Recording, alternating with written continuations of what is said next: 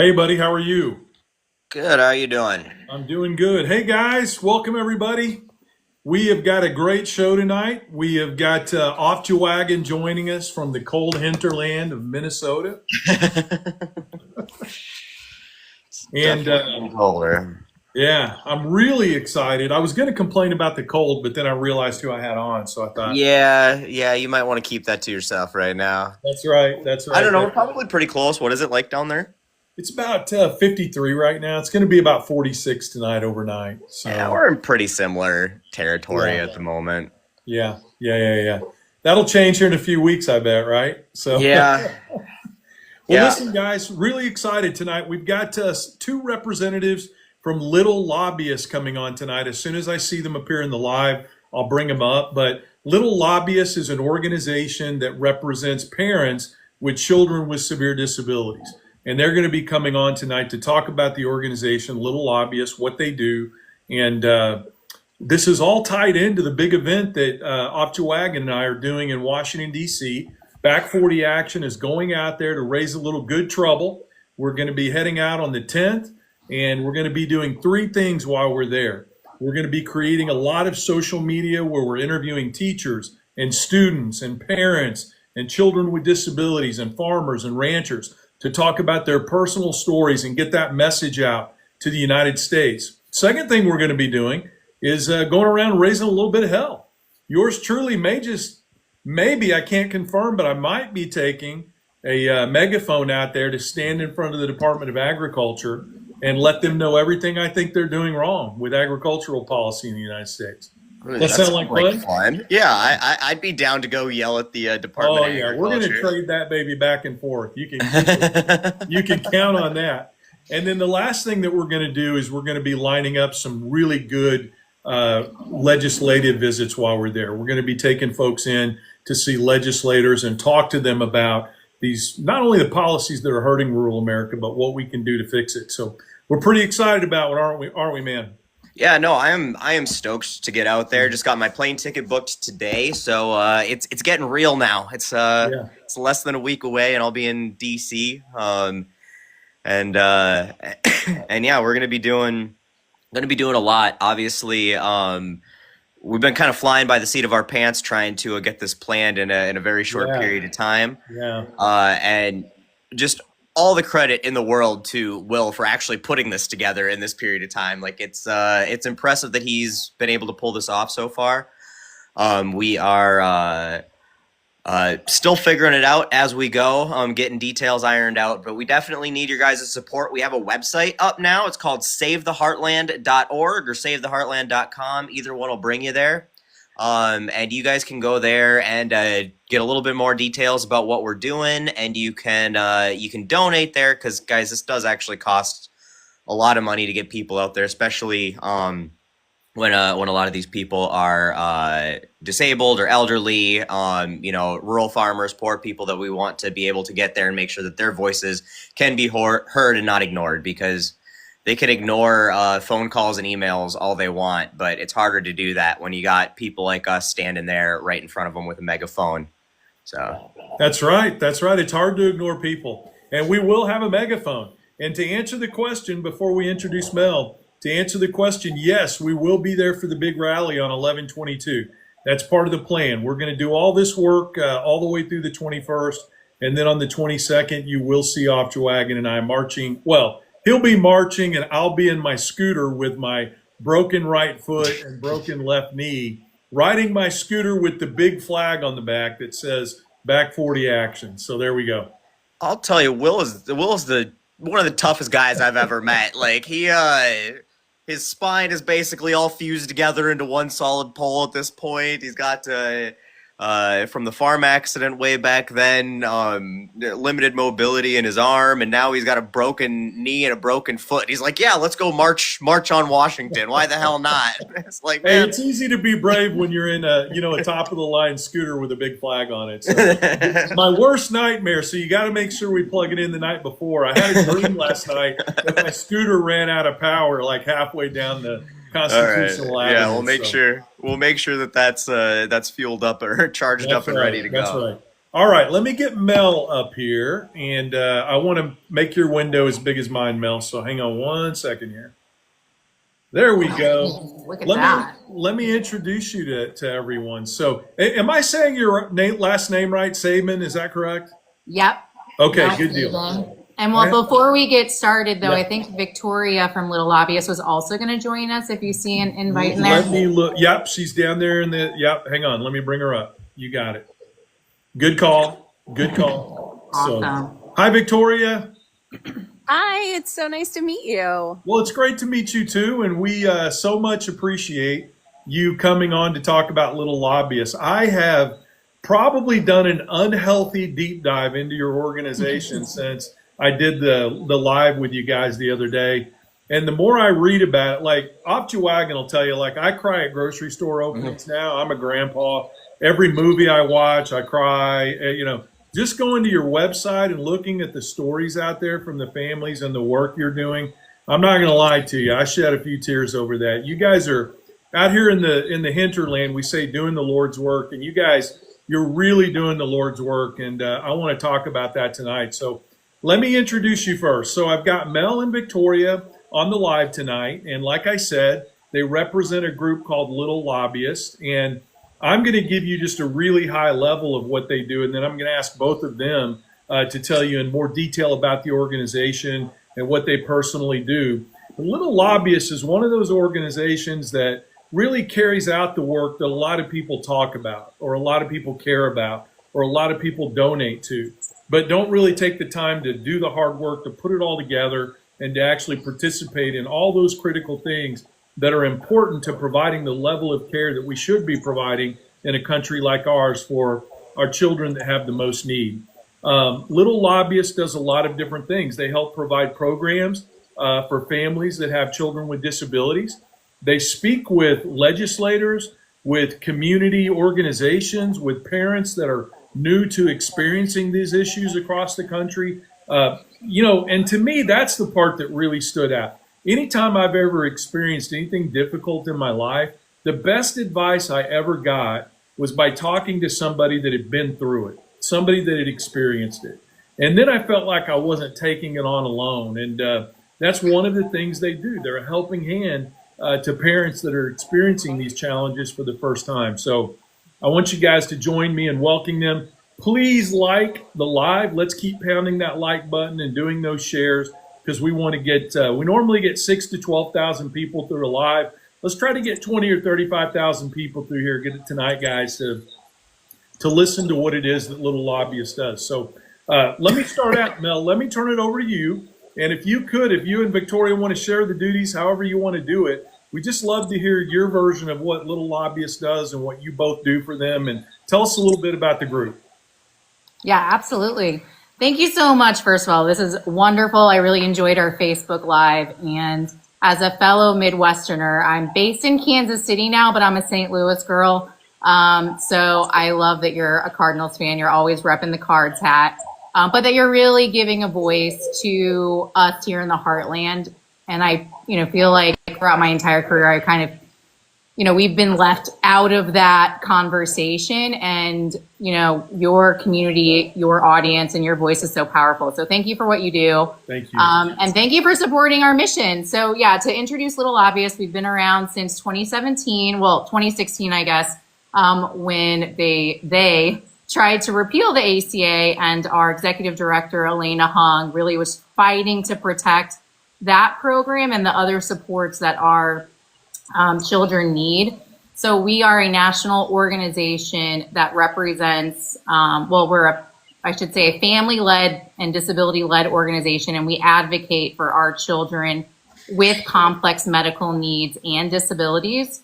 And so, there are a lot of organizations that represent, specific types of disabilities, or, maybe a little bit broader, but we really do focus on kids with medical complex needs. And if you don't know what that means, this is certainly not exhaustive, but a lot of our families have children with like tracheotomies or feeding tubes or other oxygen supports, and medical devices and things of that nature. or like developmental delays. So you can certainly go on our website and look at our blog and the families that we have highlighted there. I mean, what to know about Little Lobbyists is, for us, we are working to protect and fight for the supports that our children need to not only survive, but also thrive at home with their loved ones in their communities. And that means access to healthcare, education, and inclusive spaces. And just for a little bit of background, so again, I'm a Midwesterner. My son is Logan Saban. There's actually a picture of him like just behind me. He just turned 5. He has 5P- syndrome. I did not know about his diagnosis before he was born. He was born 3 months early and spent 125 days in the NICU. And then, of course, with the syndrome, that comes with a whole host of, its own fun things that we get to experience. And that includes him coming home on oxygen. He has a feeding tube. He does have a wheelchair to get around, and he just received his adaptive communication device because he is nonverbal.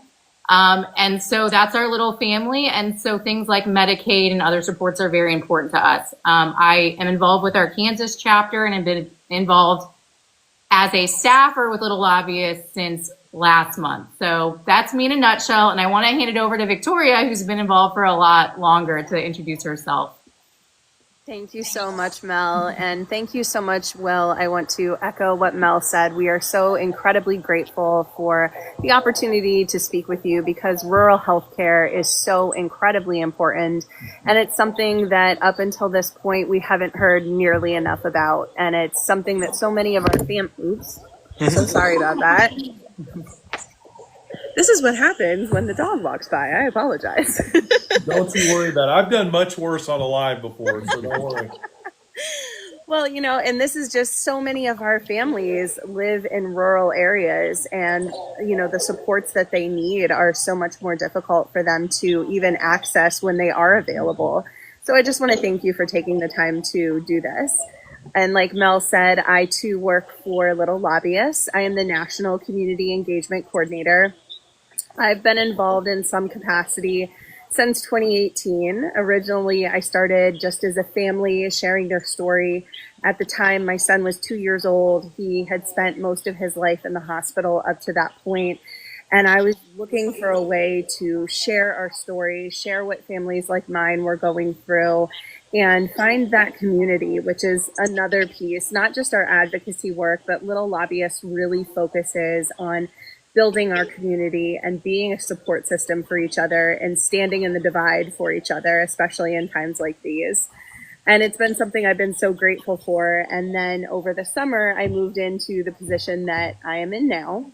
And it has just been a blessing. I get to work with families all over the country and help amplify their voices, make sure their stories are told, connect with members of Congress, have those meetings where a lot of times they're looking at spreadsheets when they're going in to make these votes. They're looking at pieces of paper, but we get the opportunity to put a face to these bills and to give them the truth and the story and what a lived experience is like.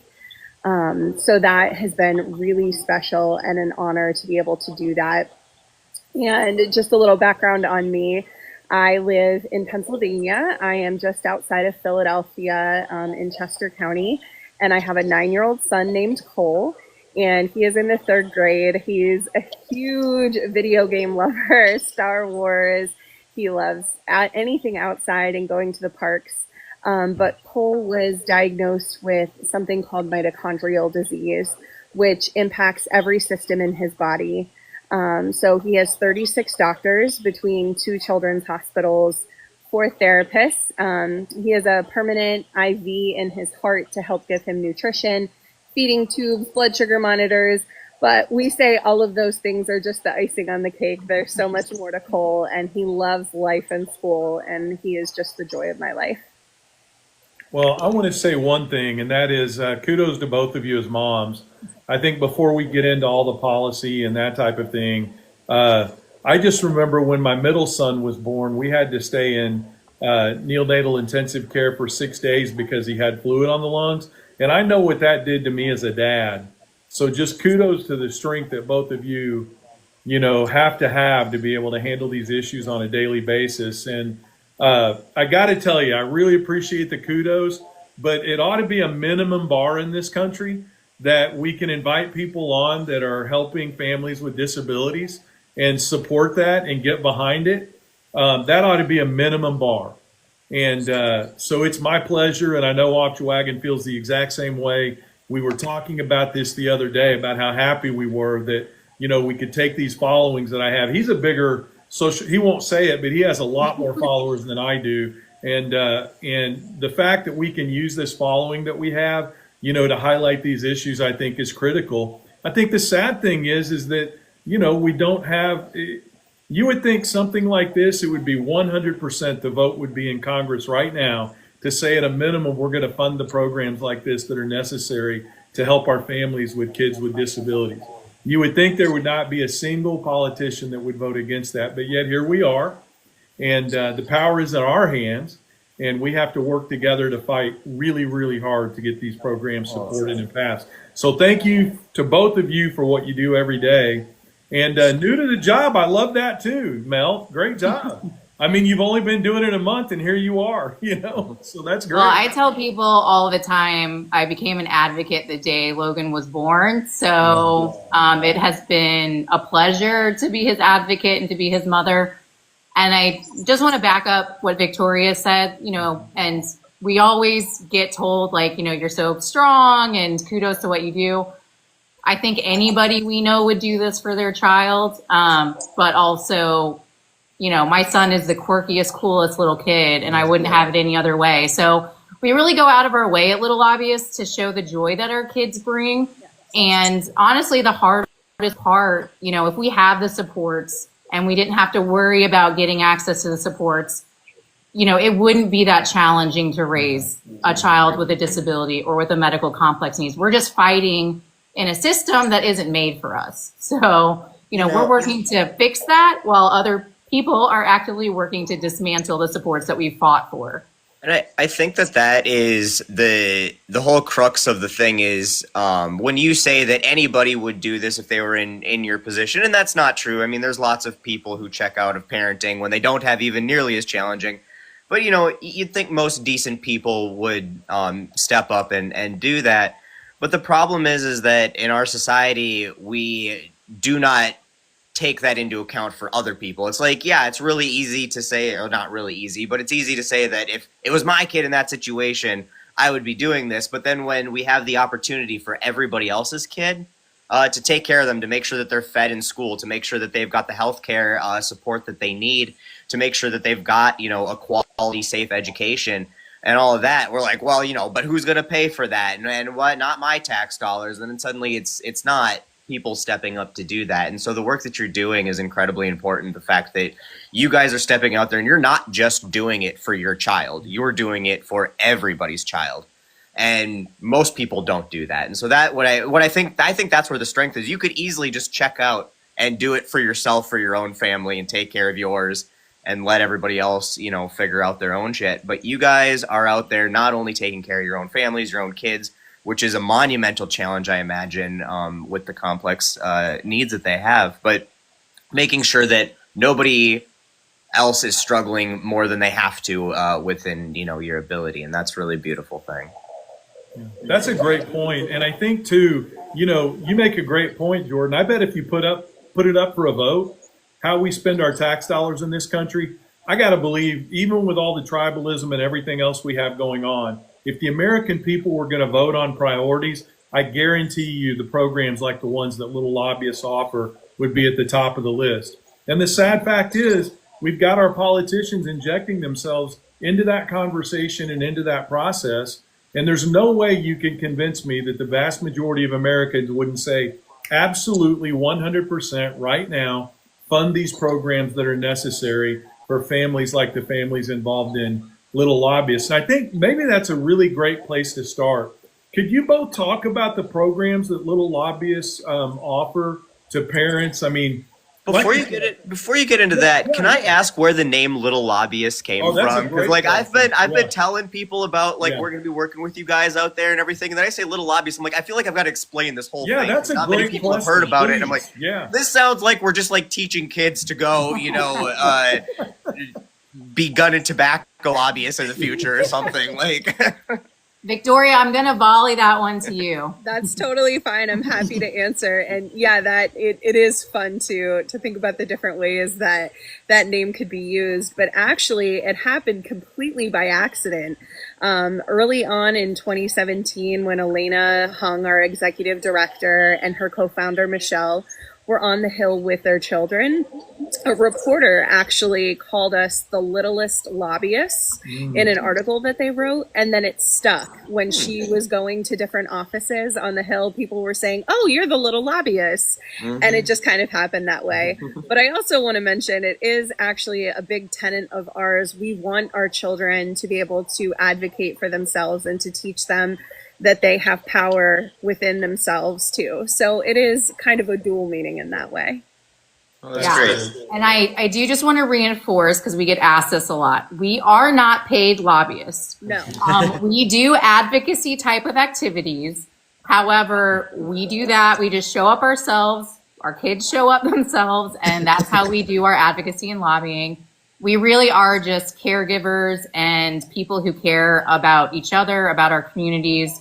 And I do have to remind people all the time, I am not a little lobbyist. My son Logan is the little lobbyist. I just help him get to where he needs to be.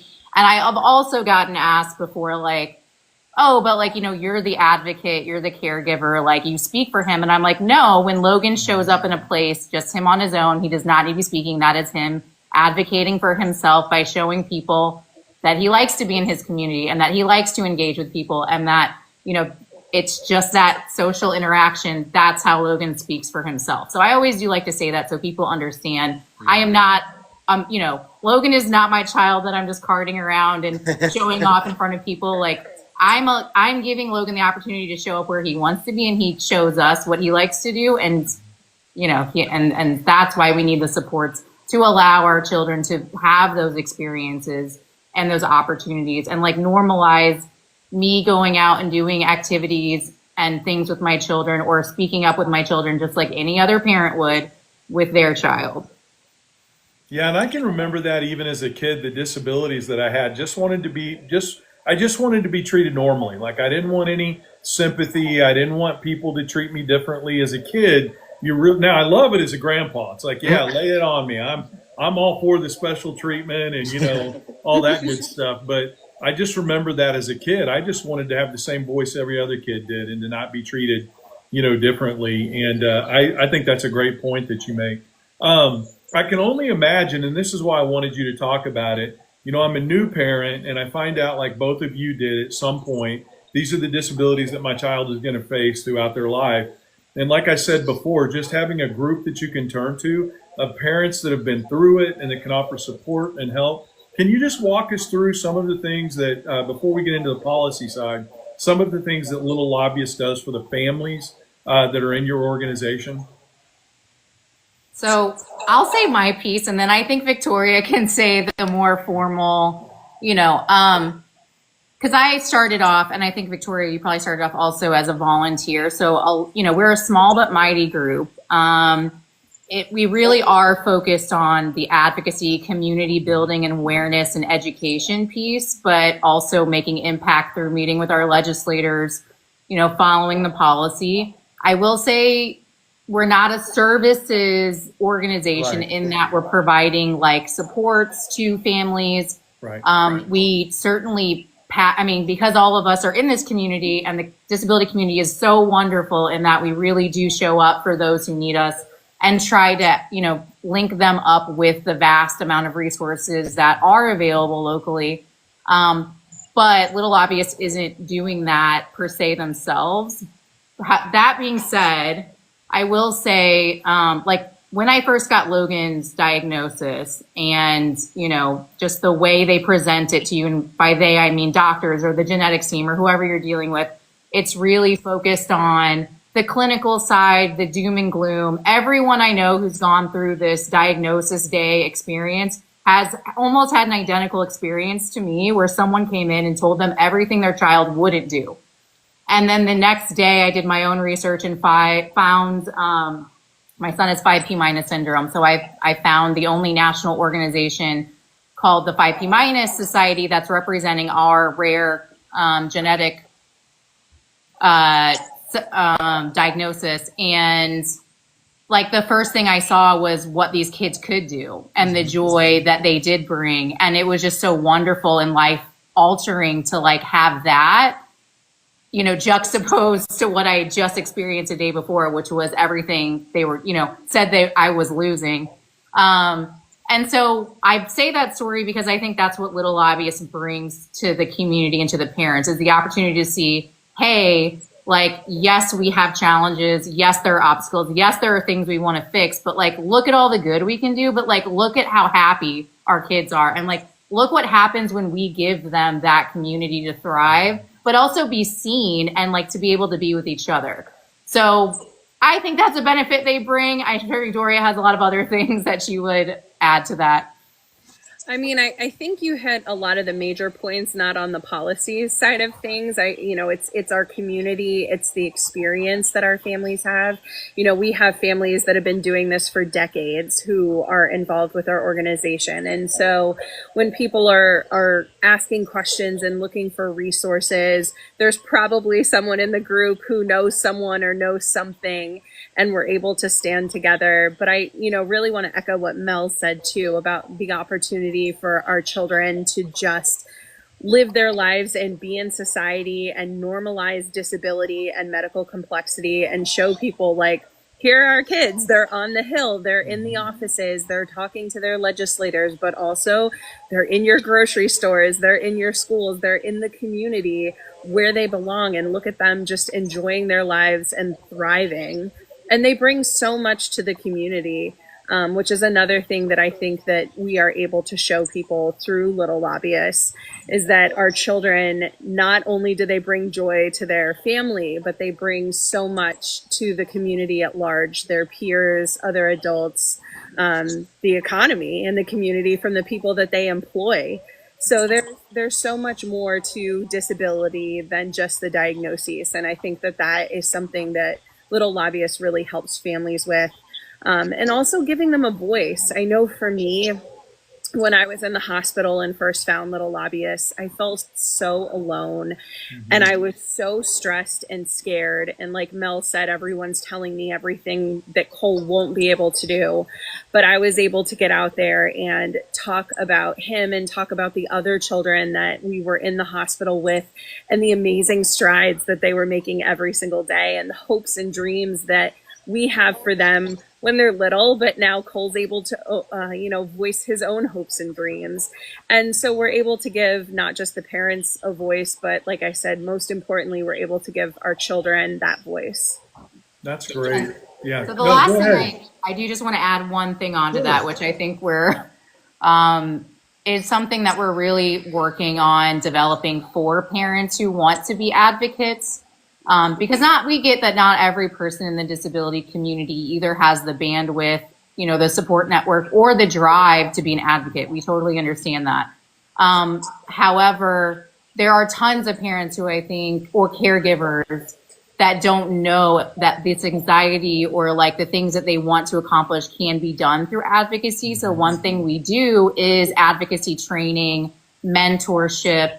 Like when I came on earlier this year, which I was recruited by a Kansas mom here through another community we were in, I really was looking for an outlet for all my anxiety and angst around what was happening under the administration and the change and the foreboding changes that I knew were coming, and the attacks on our community. So when she reached out, I was just like, she was like, have you heard of Little Lobbyists? I was like, no, I haven't. And like immediately looked them up, was like, yes, this is exactly the outlet that I need. And then she invited me to a meeting with one of our state senators. And I had never gone into a legislative meeting, had done anything like that. And I went in there and I was like, oh, all I had to do was tell my story and tell them what I'm worried about and what I'm following. Like, that's all I had to do. And they were like, and it was just so easy and natural, something I'd already been doing in my own community. And so I always tell her, this mom that recruited me, like, she did so much in terms of mentorship for me and showing me really anyone can do it. And so we have a more formalized way of training our family advocates, of like helping our state chapters. So if you are in a state and want to know what Little Lobbyists is doing in your state, we have a Facebook group for every single state.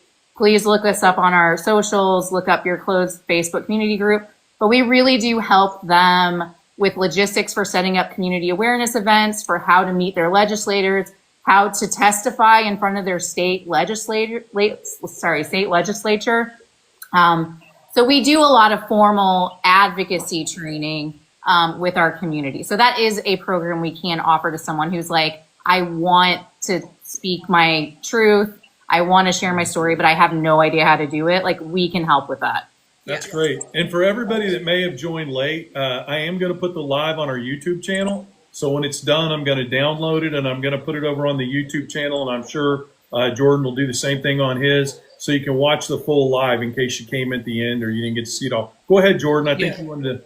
Yeah, I'm gonna have to go here in a second to make my wife some dinner, but I want to like point out the fact that you were talking about how Little Lobbyists provides the resources and training to show people how to get involved and how to advocate, and I don't think people really grasp how important and crucial that is. Not just with your specific organization, but in general.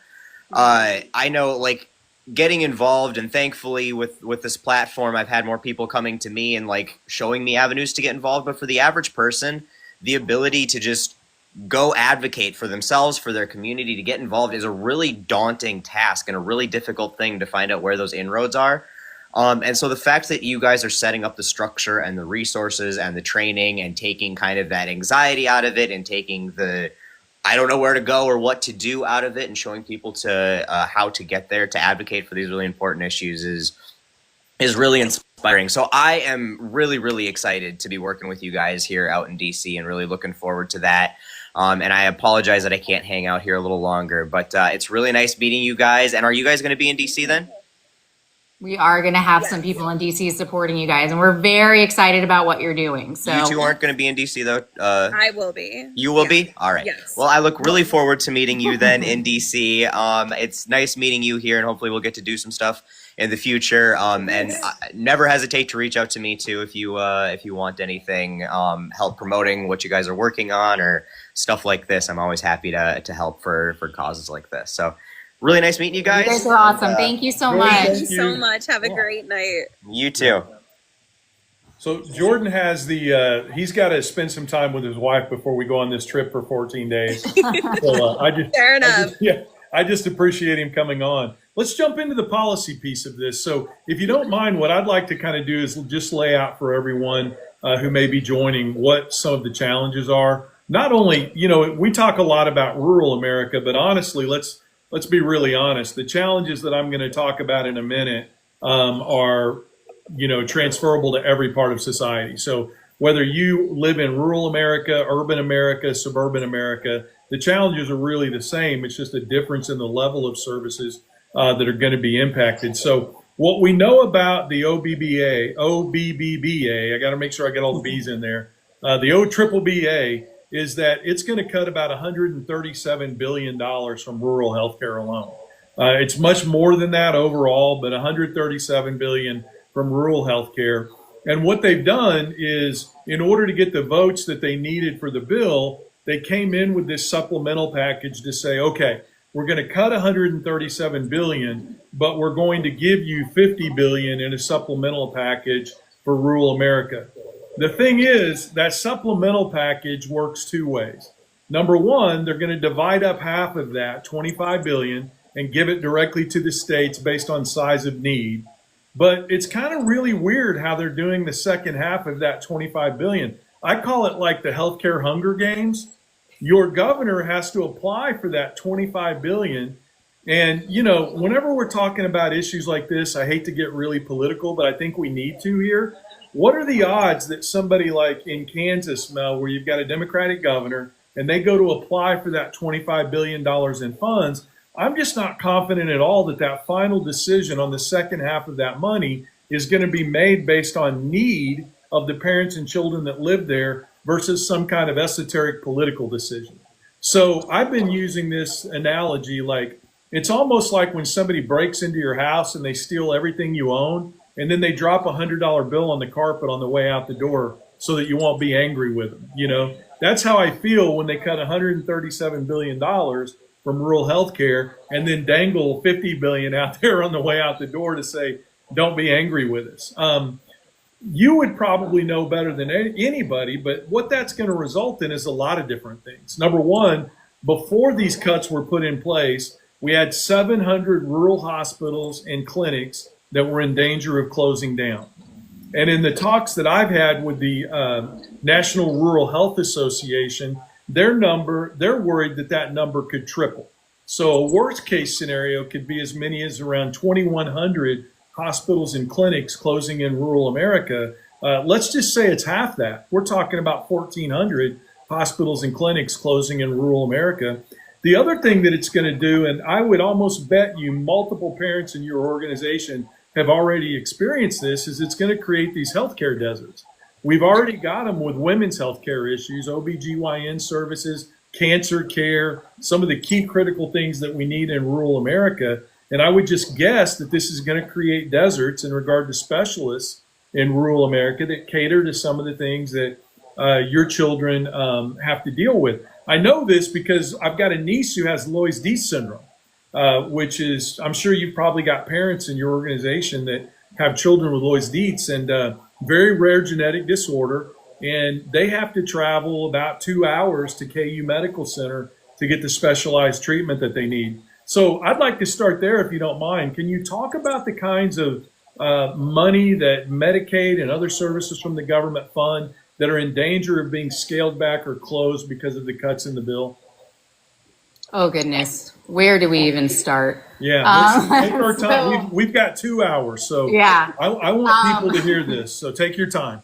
No, it is really scary because, like you said, they're, you know, in our community, and I'll give a little bit of background outside of my son. So I actually, so I was born in Illinois, and I have 2 deaf parents, so very familiar with disability.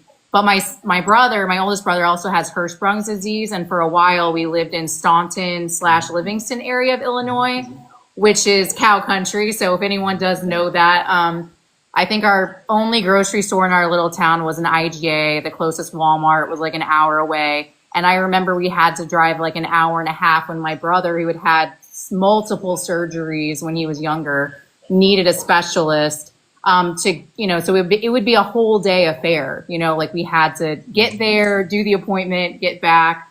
And so we already know that there are super long travel times. For specialists, a lot of our kids cannot do just telehealth stuff because there are things that we need to address physically, or it's a crisis emergency. So a lot of our families also talk about their kids on trachs. And, you know, when there's an emergency, it's not like, oh, let's call up the doctor and get an appointment. It's like, we need an ambulance immediately. So it's also like, what is the closest crisis center or like that level of care that you need? When my son was in the NICU, I remember talking to so many families that were like, yeah, we can only come on the weekends because it's a 4-hour drive for us to get to the NICU. And it's not like you can take your child out of the NICU. You get discharged from the NICU. You can't take your child home at night. So I always was, you know, just horrified by what those families had to go through leaving their kid there because they had to get back to work during the week and could only visit them on the weekends because they just didn't have access to the care that they needed. Yeah. But there are also other things that people don't think about. Like, you know, my son, you know, again, with his level of supports that he needs, like I can't just go to a dentist and get a cavity filled. He actually has to go under sedation for that type of service. And I mean, now I do live in more of like a center where there are a lot of options for that. But I was just talking to a family that lives south of where I am who has to drive an hour and a half for dental services for their child because they don't have any options. So we're talking about, basic level needs that you cannot meet in your community. And that's not even talking about early intervention services like physical, occupational, speech therapy. And what we know is when you can get access to those services, the outcomes are better. And typically those children, like the state and the federal level, is saving money in the long run because they got that assistance when they were younger. Mel, can I ask a question about that? You talk about this consolidation of services, and as I've talked to people around the country on the healthcare issue, the other thing that they run into is as we expand that circle of, you've got one clinic, let's say in a suburb, and they're just serving that suburb. And then all of a sudden the rural centers start to close and that radius widens and you've got more people coming to that clinic. So you not only run into far distances you have to travel, but you also run into, I think, don't you, circumstances where if it's not like critical care emergency service, then you might have to wait instead of 4 or 5 days or a week to get in, you might have to wait 3 months. Oh, it's closer to 6 months to almost a year now for some of the specialty clinics. We're already experiencing those types of hardships where, like, let's say something happens and you either miss an appointment or something does come up. You're not being scheduled for another 6 to 8 months for like neurology or pulmonology. And Victoria, you can probably speak to this a lot too. Oh, yeah, absolutely. I mean, here I'm in a more urban area. I'm actually from very, very rural Pennsylvania, but I live in a more urban area now. And even here outside of Philadelphia, you're looking at 8 to 12 months plus for specialists and services on waiting lists. You're also looking at things like a lot of my son's doctors were talking about transitioning to adulthood with our kids, and they're now having to start that process at like 14 or 15 years old because of how long it's taking to get into the adult doctors as well. So I never would have thought of that. That is wild. Yeah. 4 years ahead of time. It's crazy, so much changes in that time frame, and people retire and doctors move, but you're having to start this transition so early now to even hope and pray that your child will have access to, continuity of care as they transition to adulthood. Mm-hmm. So that's terrifying. And, with policy, there's something I think people don't think about is that there is not a single policy made that doesn't impact the disability community. So everything comes back to care and disability at the end of the day. It impacts people with disabilities. So anything that you want to talk about policy-wise could come back to this.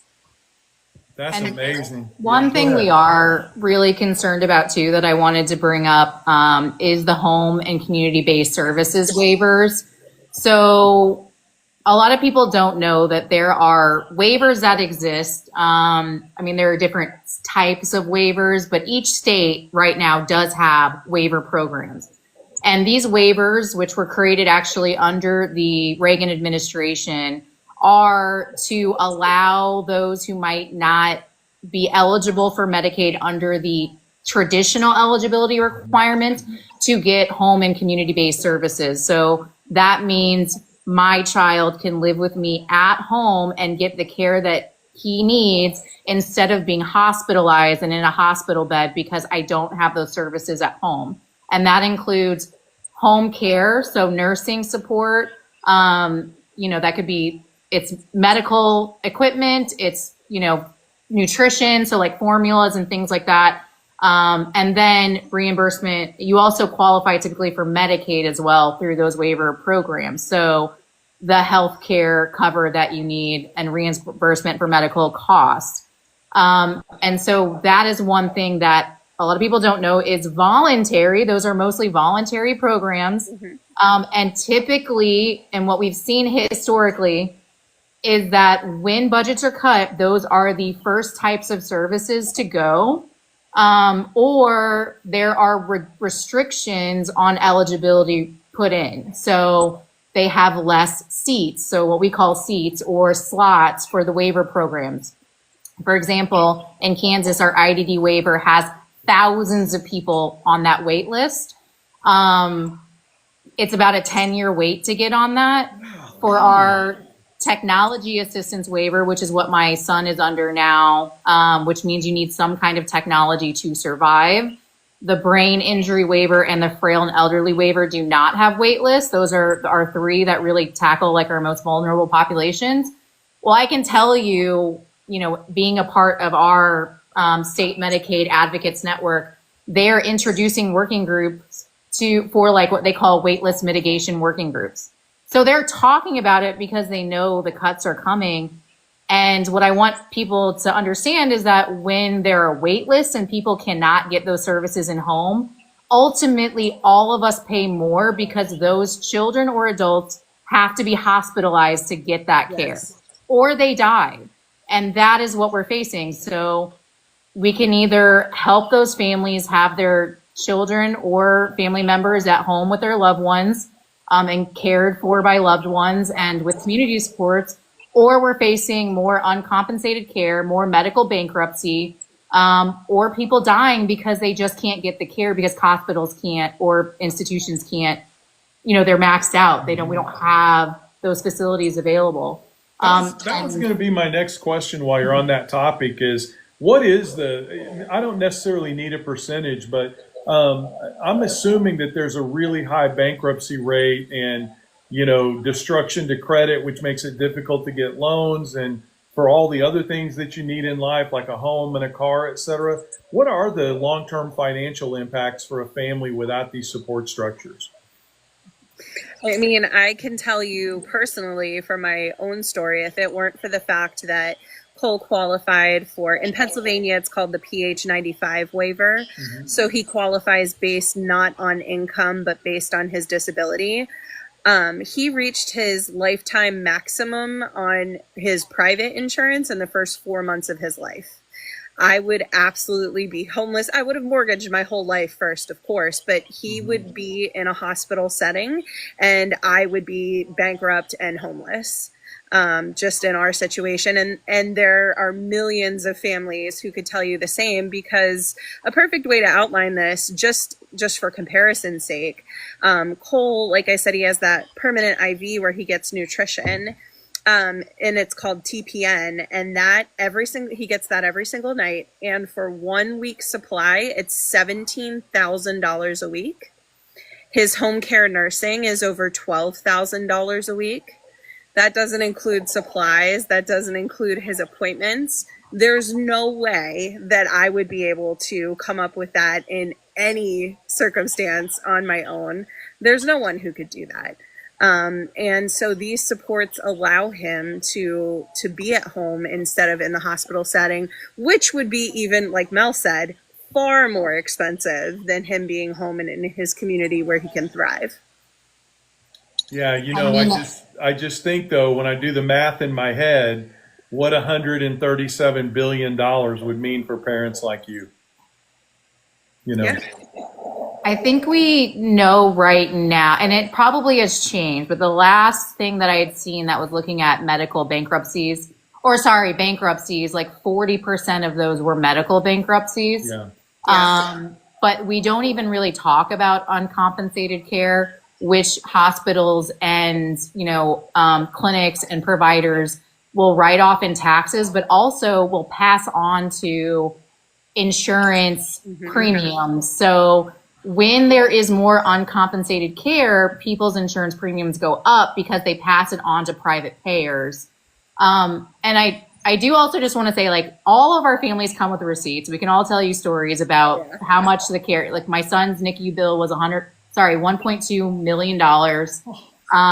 His nursing would be like $90,000 a year if I had to private pay for that. His medical pump itself is a few $1,000s. His wheelchair was $4,000. Things that are basic things to help him survive. But what people don't talk about is that those numbers include all of these layers of people profiting off of the families who need them. So that's not just insurance. Those are, people that are making the devices, brokering the devices. marketing the devices. It's the pharmaceutical companies, but we don't make any policy to address that. Like, again, these inflated medical numbers are something we just have to deal with as families who have children with these complex medical needs. These are not market rates that are universal. In other countries, we see that the very same things that we need for our kids are a fraction of the cost. Mm-hmm. So I hate it when I hear like, oh, like my taxpayer dollars shouldn't go toward this because I don't have someone who has that need. Well, we always like to say a person or a family is one crisis, accident, or experience away from being disabled. We want those supports to be there when someone needs them. But also, like, again, we're living in a system that is really stacked against us, and that we could be addressing this through policy. We could be addressing the corporate level, what I'm going to call fraud, waste, and abuse, but we're not. We're pushing all of those problems onto the families and blaming them for it, which is so unfair. Well, and I don't want to teach a political science class here, but if you went to, if you've read any of the Federalist Papers or you know anything about the founding of this country, it was built on the idea of the social contract. I mean, if we're going to collect taxes and we're going to take that money and do what's in the best interest of our society as a whole, you can't tell me that kids with disabilities shouldn't be at the top of that list. And first of all, shame on you if you say that because I don't have a child with a disability, our tax dollars shouldn't go to, you two don't have to say that, I will. Shame on you if you don't think the top of the list in terms of priorities of the social contract should be children with disabilities and their families. And I want to ask you a question, and it's okay if you don't want to answer this, because if you're like me, if I tried to answer this question, I'd probably start blubbering. But what impact has this just had on you as a mom and psychologically of knowing that there's a real chance at the end of this year and between now and 2031 that these programs could go away? What does it mean on top of everything else you have on your plate right now with your own child and helping advocate for other families? What's it doing to you? That is a really heavy question, as you said. I mean, there's so many emotions tied in this: anger, fear, sadness. But the overwhelming thing for me is just sorrow, looking around at this country and not recognizing the country I grew up in and the people that are now leading this country and in the direction that things are going. And for me, ultimately, as Mel said before, and not just for me, all of our families, this isn't a matter of, oh, we'll miss out on a few things, or maybe we'll have to cut back here or there. This is truly life or death for our children. That's not dramatizing it. It's not exaggerating it. It is the reality of the situation. And many of our families are having to consider relocating to other countries in order to survive, because that is the alternative that some of us may be left with. Mel, how about you? How's it impacting your family? I mean, I feel like in much of the same way, it really, I always say that I'm kind of fueled by caffeine and anxiety anyway. So it's just really exacerbated that. As a true Midwestern girl, I don't like asking for help. So having to ask family and friends to educate other people or just to understand where I'm coming from and like why we have to be vocal about this is really tough. Especially we're in an area where, it really is 50-50 on like who you meet and who is, you can consider an ally or just willing to understand your predicament or not. And I will say, I think the worst part has been that even though they know my story, they love me and they know me, I do have family and friends that have either decided, to distance themselves because I continue to advocate for Logan, or have just, decided like, hey, the people that I agree with have said this is not going to affect you. And so we're just going to stick by that. And I think hearing from other parents and families, across our state chapters, the worst part really has been like having to go to bed at night and not knowing what fresh hell you're going to wake up to in the morning. just because it's not just healthcare. Like know that they are actively trying to dismantle the Department of Education, and with all the OSERS and OSEP firing, so the Office of Special Education and Rehabilitative Services that happened recently, and then also trying to roll back like ADA stuff. I mean, I just feel like it's every single thing. Would you do me a favor on that? So I know this isn't true, and I want you to talk about this if you both would. So I hear all the time that, even sometimes from teachers that don't know what they're talking about, that tend to support some of these draconian things. I hear all the time, well, the Department of Education has nothing to do with our local and rural schools. And I've got a grandchild that's in a special education plan, an individual education plan, and I know that that's not the case. I know that the standards are set at the Department of Education and are passed down to local schools. Can you talk about the acronyms that you gave? Can you talk about those programs at the Department of Education and what those cuts will mean? Yeah. So the Department of Education, people have to realize, is that typically, this is true for a lot of things, but typically when things weren't happening at a consistent level or across all the different groups in the U.S., and I'm including like minority groups and things like that, or, different economic groups, the federal government has had to step in to make sure that those rights were secured and protected for all groups. So the Department of Education, school policy is really set at the local level, like even down to the district level. Like that's not going to change. A lot of school funding does come from the state level already. Like saying it's going to go back to the states is kind of ludicrous because a lot of it already lives there.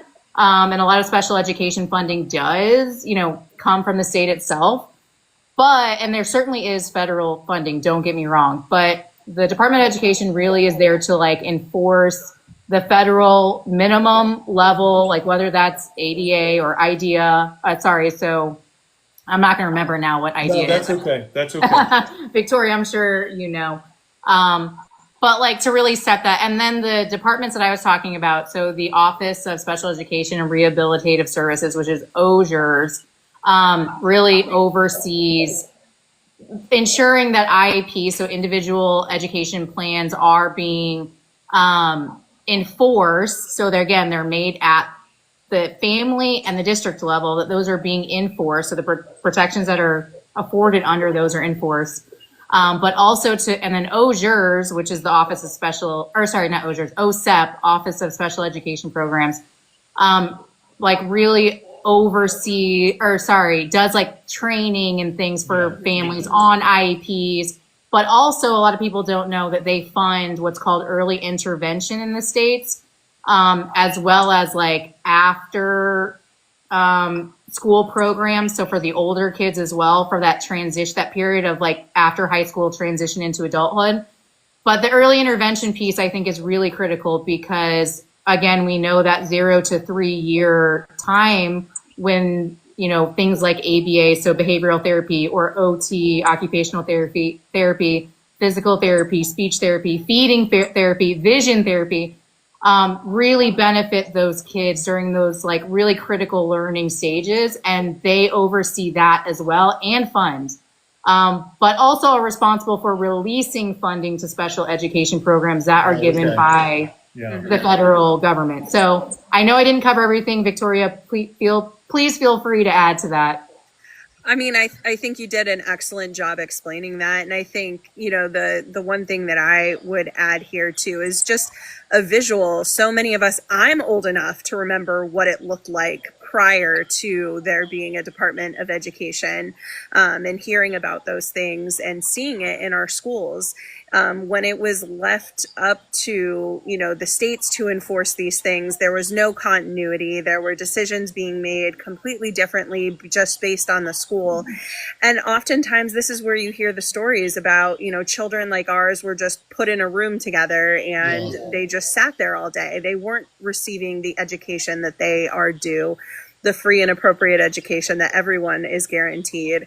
And so the Department of Education, like Mel said, yes, is there money involved? Of course, but the states and the districts are still making those decisions. They are there to make sure, though, that the rights for all are being enforced, and that children like ours, and like Mel said, minority groups and everyone else have access to the same education.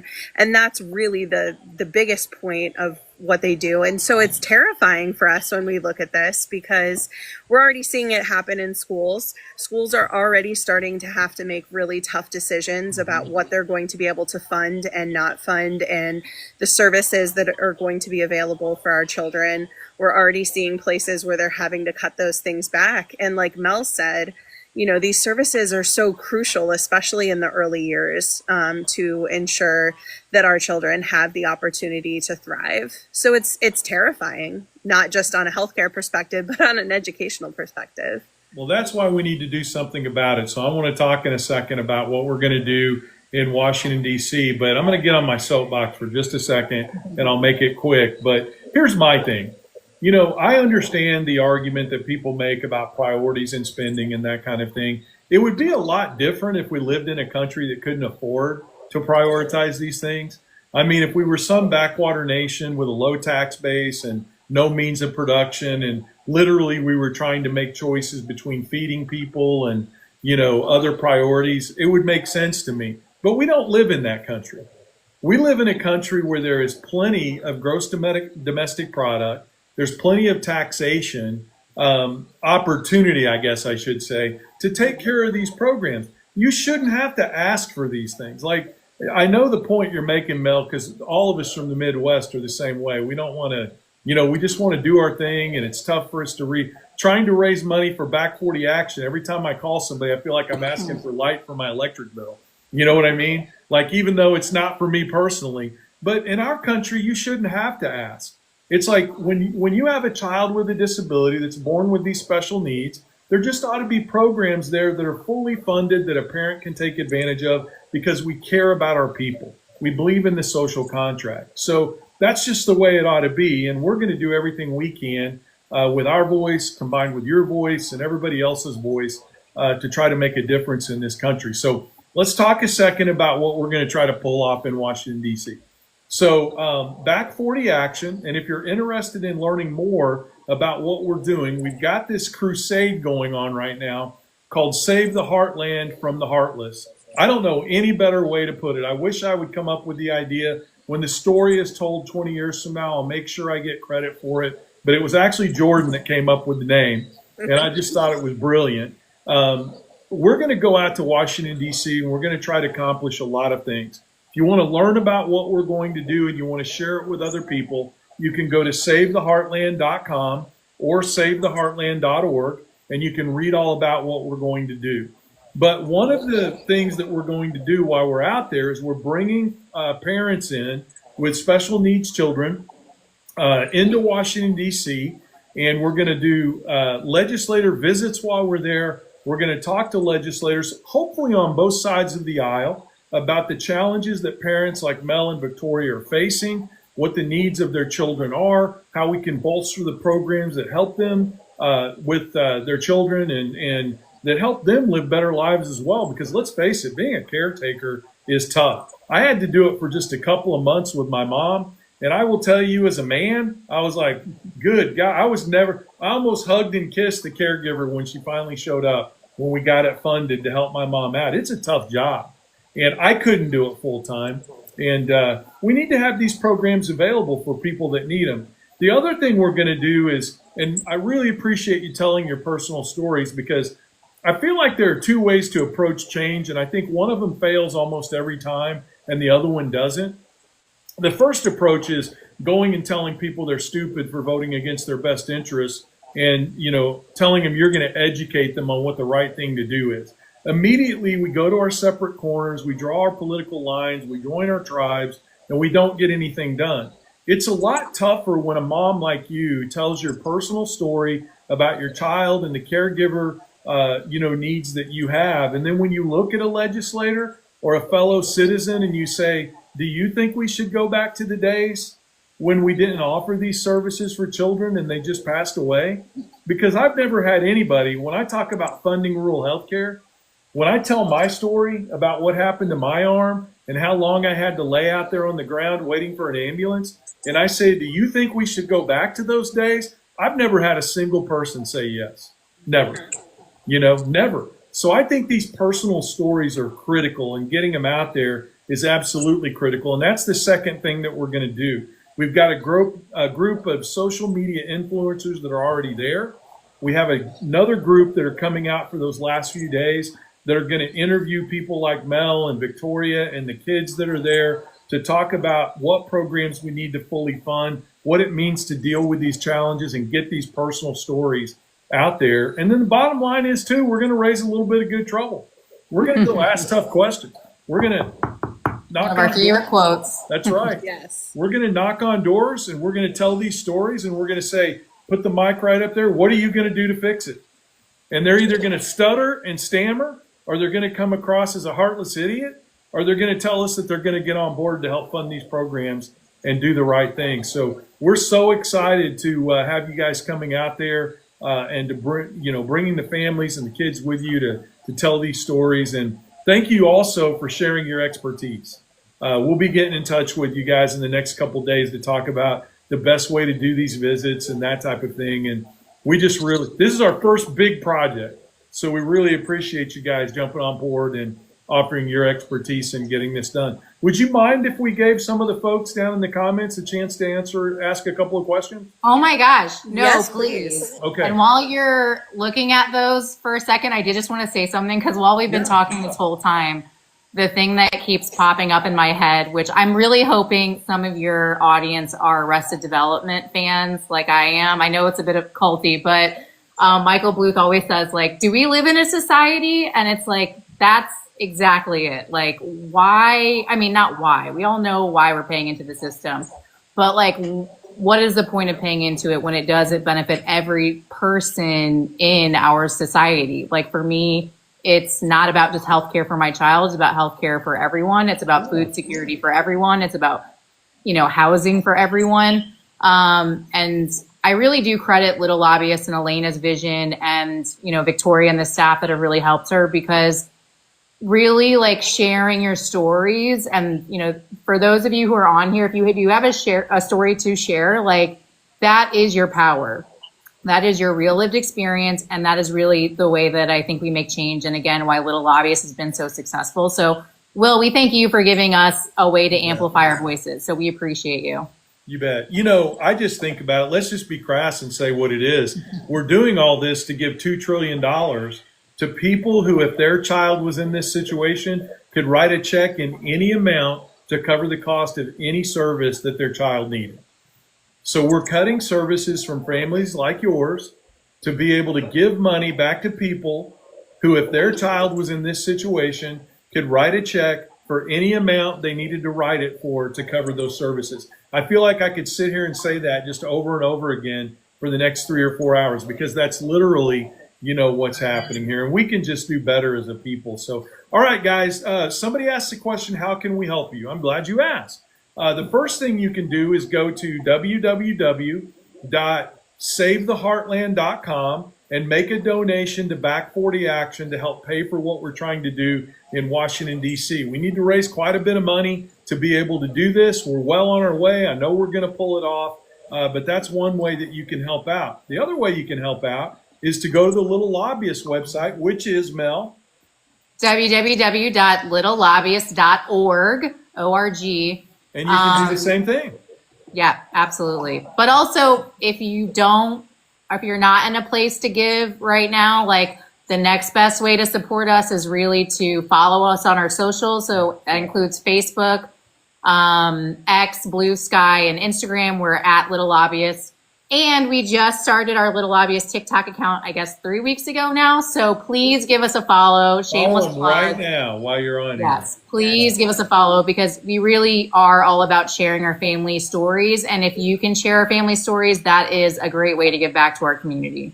Absolutely. So if you guys have any questions, why don't you ask them down in the comments? If you have any questions for Mel or Victoria about little lobbyists, about raising children with disabilities, what programs are important to them, let me give you guys. Maybe I did such a great job interviewing that nobody has any questions, but I highly doubt it. But if you guys have any questions, ask them down there, and I'll keep my eyes peeled for that. You talked about the services that were offered. I actually, over the course of my educational lifespan, from the time I was in, grade school, I watched that whole transition take place. I can remember in grade school, first of all, in the beginning, there were no special needs children in our school, none. When I was in, kindergarten, first grade, second grade, then I remember in third grade, my little rural school, to your point, Victoria, they set one room aside. It was in the middle of the school with no windows and just a door.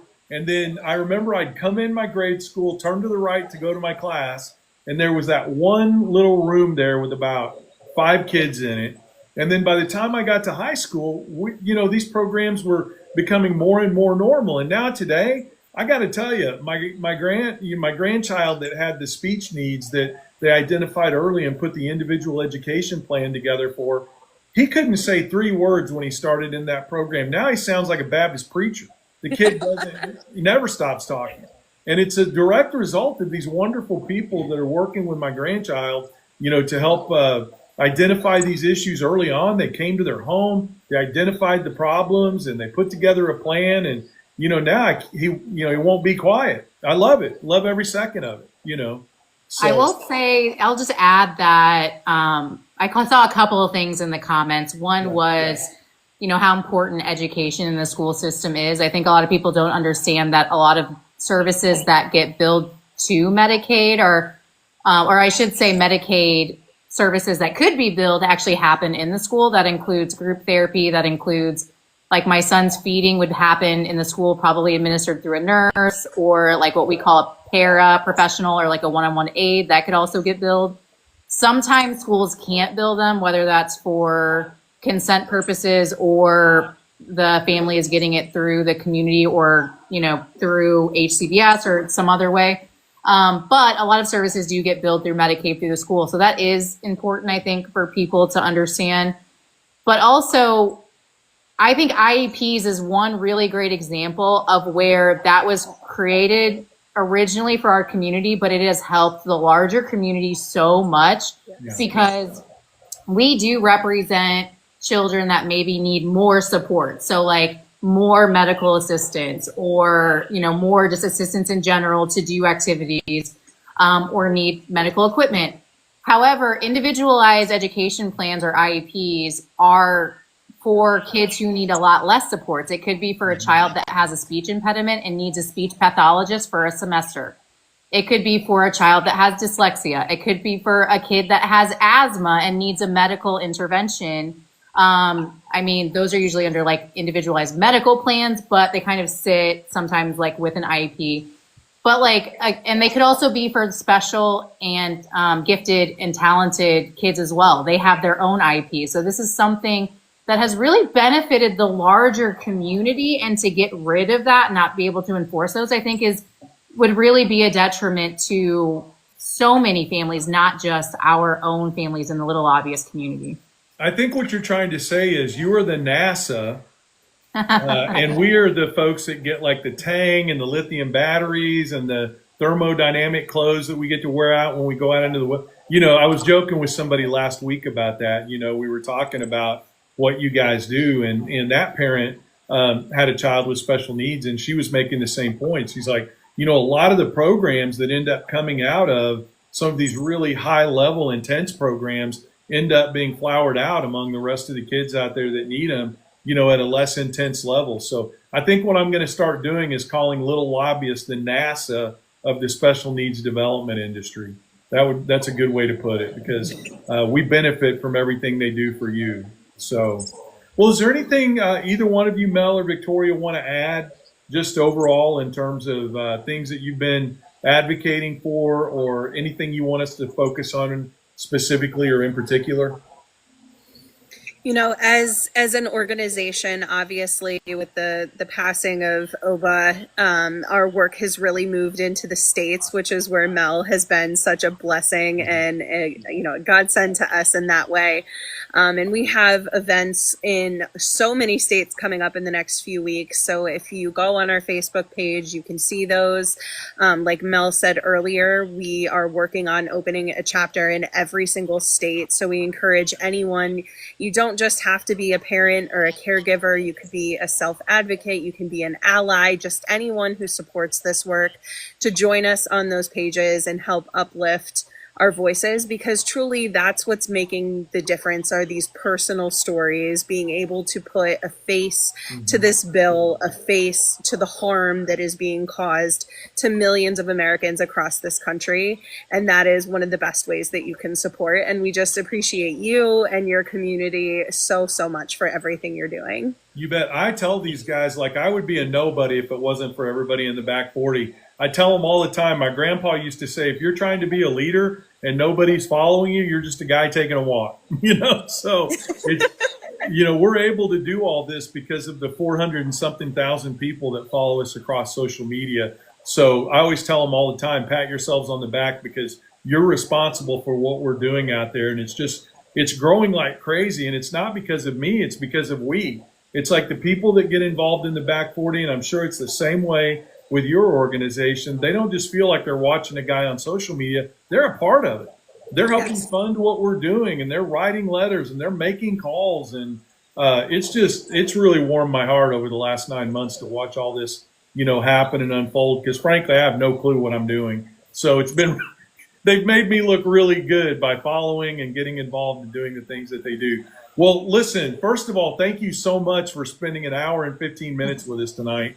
I know I told you, it'd be like 45 minutes, but thanks for spending the extra 30 minutes with us. It's been crazy. And I want to tell you, we're really, really looking forward to the trip to Washington, D.C. Victoria, I will see you there. Yes, I'm looking forward to it. Yeah. And Mel, we're going to be doing some things right after the first of the year out here in Missouri. And so maybe we can get you over here if there's any possibility of that, to come over and speak to these issues. Any chance I can take a road trip, I will do it. They know that. She's our travel person, yes. I'm going to Mississippi, Louisiana, Minnesota, all coming up. I'm very excited about those trips. This has been great. Will, again, you're such an important voice. And I know you say you don't know what you're doing, but you obviously know the policy really well. And like food security, agriculture, that also affects our community. So we just absolutely love everything that you guys are working on and however we can support.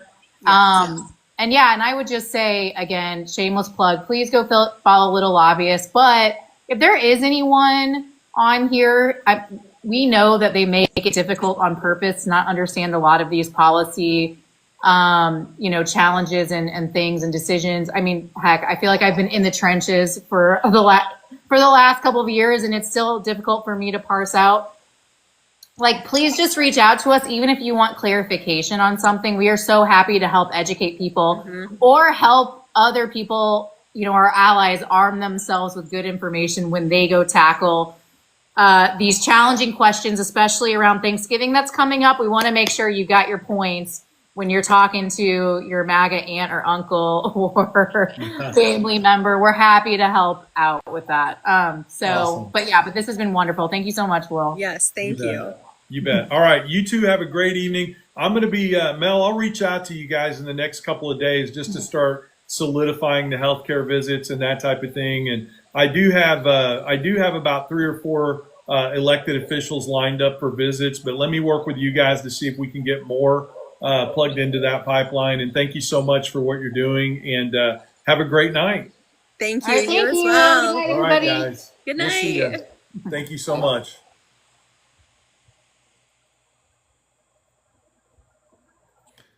All right, guys, that was incredible. I know some of you have been down there waiting to pop up. We've got some guest requests. So let me do this real quick. I'm going to take just a little bit of time to let those of you that have been sitting down there waiting to come up, let me bring you up, and I'm going to talk to you guys. And then I'm going to go eat some Chinese food after that. I'm going to be completely honest with you. I'm gonna go get some Jello. Chinese food. Yeah, I know, I know. Steph, how you doing? I'm good. Great interview. Yeah, I was really excited. I did the Facebook Live with them the other day, and I was what a just a great group of people. I mean, all of us have been like caregivers in some way or shape or form over our lifetimes, whether it's with our child for a brief time or a parent. And I just really respect what it means to be a full-time caregiver as a, as a mom or a parent or the son or daughter of somebody with issues. It's just to think of everything they have to deal with, Steph, on a daily basis, and then just to think how cruel it is to pile this financial burden on top of them by cutting these key programs. I just don't get it. I don't get it. It seems so cruel to me. Yeah, it really is. Beth, how are you doing? Beth, are you there? That might have been an accident. Well, You Steph, might any get some news out Chinese there we food. need to talk about before we end the live? What's going on? No, I don't. I was gonna say you might get Chinese food faster than you think. Yeah. I think all the people I think there were just people that had jumped on right when I opened up the live, not realizing what we were going to do, and they probably just timed out. But hey, thank you for jumping on here and moderating today. I really You appreciate bet. it.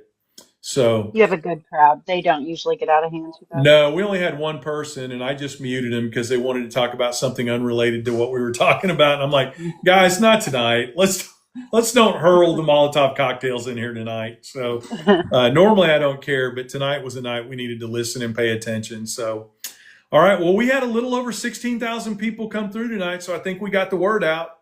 So, Awesome. all right. Hey, Steph, If I have don't a talk to great. you before, have a safe trip to DC. Thank you. Well, I'm going to start doing videos on the way out and everything else. So I really appreciate you coming in. Listen, everybody, thank you so much for what you're doing to get the word out about our Save the Heartland tour that we're doing in Washington, D.C. We're really excited about it. We're going to do a lot of great stuff out there. I want to ask you guys, the ones that are still in here, do me one favor. Everybody knows somebody that might be part of a nonprofit that can donate to a C4, or maybe you know somebody that has a lot of means, they're a little bit wealthier, that type of thing. If you could just tell them about what we're trying to do in Washington, D.C. to advocate for healthcare, better education policy, and better rural economic policy, we would really appreciate it. We're well on our way to raise the funds that we need, but we need to do more. I really want to get to more places, and Steph will tell you this. She knows there are so many people that have asked us to come to their rural community to talk about these issues. And the bottom line is we just can't afford it right now. We go where we can go, or we go where people can help us, or if I can get there as a day trip or an overnight trip, I pay for it and I go. But anything you guys can do to help us get the word out about the crass part of trying to raise funds through Back 40, you can go to SaveTheHeartland.com, and it talks about what we're going to do in Washington, D.C. and how you can donate to help. So, all right, Steph, thank you so much.